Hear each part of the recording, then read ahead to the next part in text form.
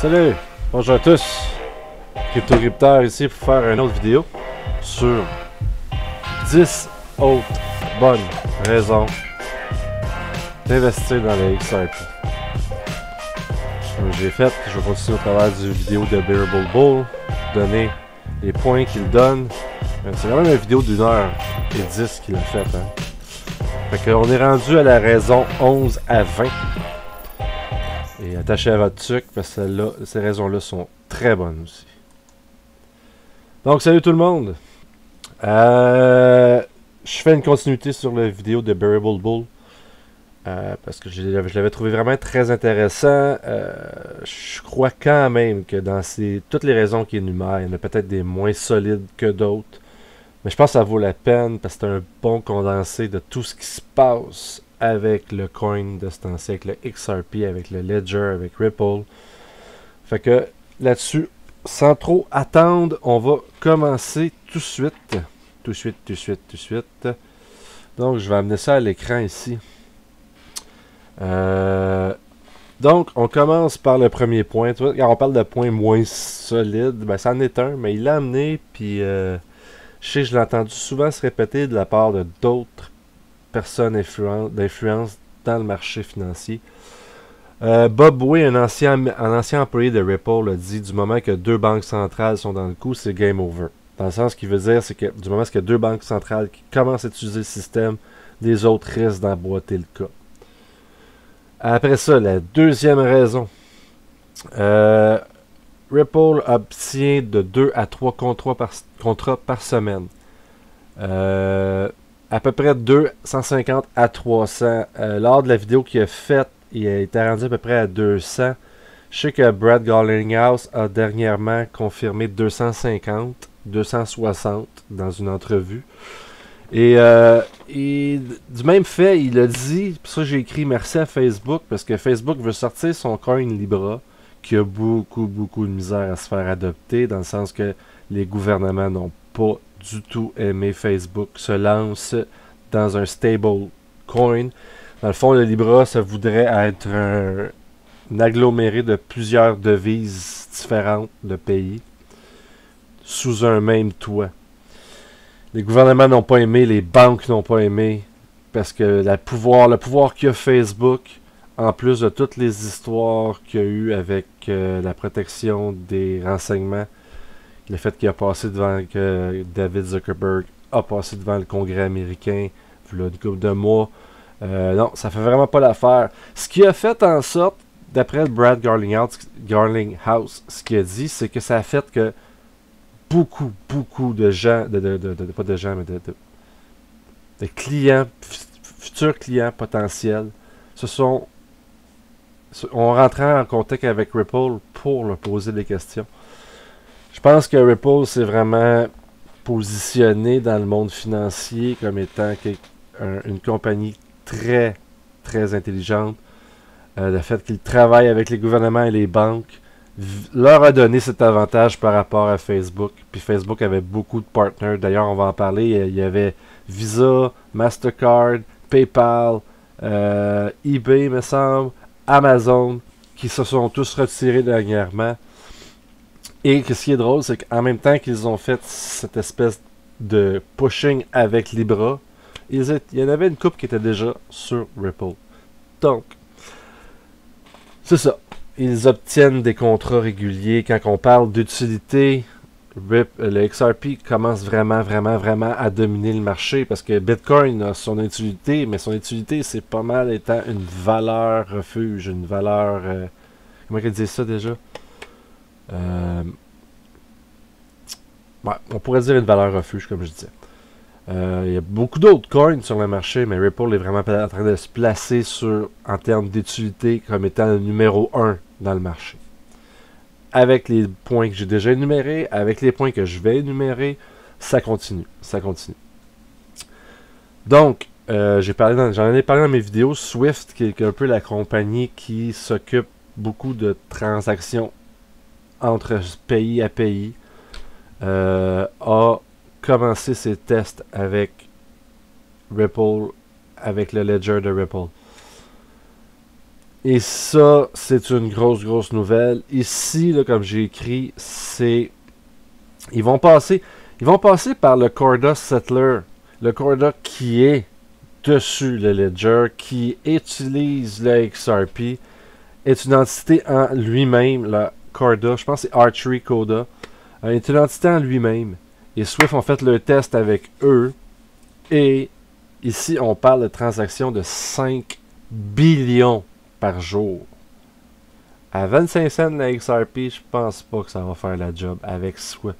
Je pense que c'est 100 millions de coins, si je me trompe pas. Ça fera pas la job. Ça pourra pas faire ces genres de transactions-là. Donc, il va falloir qu'ils grimpent en prix pour pouvoir les faire. C'est sûr que ça sera pas du jour au lendemain. Ils vont faire des petits tests et ils vont faire des petites transactions tranquillement, pas vite. Mais Swift, c'est vraiment un des compagnies qui dominent dans les transactions à l'international. Fait que c'est un check-up, c'est un pensez-y.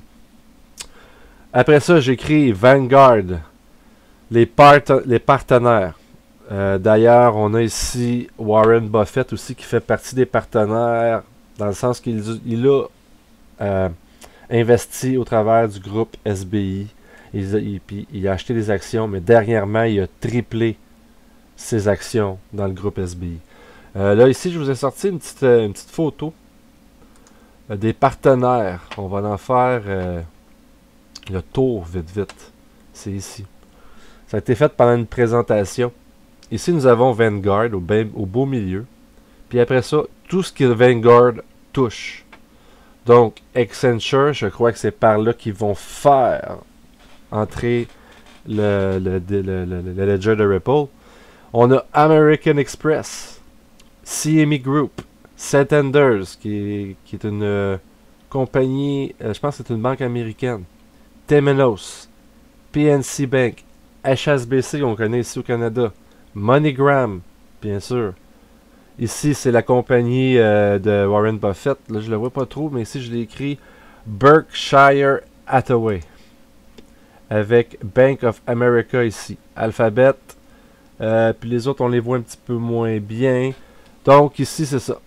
Ça, c'est Vanguard. Puis déjà là, ça aussi, c'est une grosse acquisition pour Ripple. De pouvoir les faire transiger sur leur système. On revient à la photo. Après ça, j'écris Mastercard, qui va aller par Archery, qui utilise la XRP. On va avoir Visa et Earthport, qui utilisent aussi la XRP. On a Exchanger DTTC. Ça c'est gros. Ça va être live en décembre 2019. Bientôt. Et ici, on parle d'un marché potentiel, je crois que c'est à l'année, de 1600 trillions. Je répète, 1600 trillions. 1,6 à 0,0.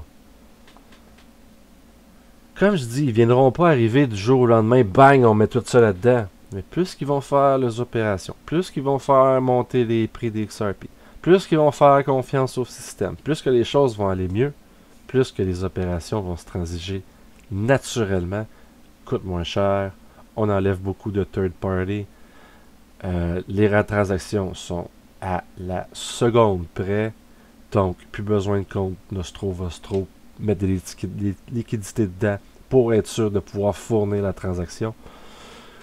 1600 trillions. Je sais pas ce que j'en ferais juste avec un, moi. Hein? Juste avec un. J'avais sorti quelque chose, je pense, là-dessus. Je vais aller vérifier pour être sûr. Ah ouais. Parce que c'était marqué 1,6 quadrillion à la base. Puis 1,6 quadrillion, c'est 1600 billions. Donc je l'avais sorti ici en termes de pouvoir faire comprendre exactement qu'est-ce que c'est un quadrillion. Et ici, c'est une vidéo de Kevin Cage qui est sortie le 6 septembre qui en parle de cette espèce de partnership avec DTCC. Puis un des bouts, c'est ça ici qui a été écrit. C'est The DTCC has released a white paper with Ripple implementing Accenture about DLT governance. DTCC works with Axoni, IBM, and R3 to replatform the TIW. It is a major overview of an operational model set forth by large US player. Et il y avait quelque chose d'autre que je voulais montrer aussi. Si je reviens à mes points. Ok, on va passer à l'autre photo. C'était dans l'autre photo. Ouais, c'est ça, c'est ça. Donc, mes deux derniers points, dans mes 10 autres points de bonne raison de pouvoir investir dans le XRP, on a les Rothschilds qui ont investi par le biais, dans le XRP par le biais des actions. Ah, j'ai fait une erreur ici. J'ai fait une erreur. Ici, on dit que Warren Buffett prend part au travers de la compagnie Berkshire Hathaway. J'ai fait une erreur parce que ici, c'est plus les Rothschild, j'aurais dit la misère à prononcer ce nom-là, ont investi dans le XRP par le biais d'SBI Group, un conglomérat de banques japonaises qui sont full XRP. La 20e raison, c'est Ripple DLT est à l'intérieur d'un brevet de la Bank of America, qui est la deuxième plus grosse banque aux États-Unis. Ici, nous avons une partie du brevet. Bien sûr, je comprends rien, vous comprenez rien, à moins d'être vraiment top. Pour ce temps-là, éclairez la lanterne dans les commentaires. Mais ici, on le voit encadré ici en rouge, Ripple DLT SGD et Ripple DLT SGD par le biais du Ripple ELP. Donc, ils ont fait un brevet et ils ont inclus le système de Ripple à l'intérieur. Le système de Ripple, on s'entend, il peut utiliser n'importe quoi. Le Bitcoin, Ethereum, n'importe quoi.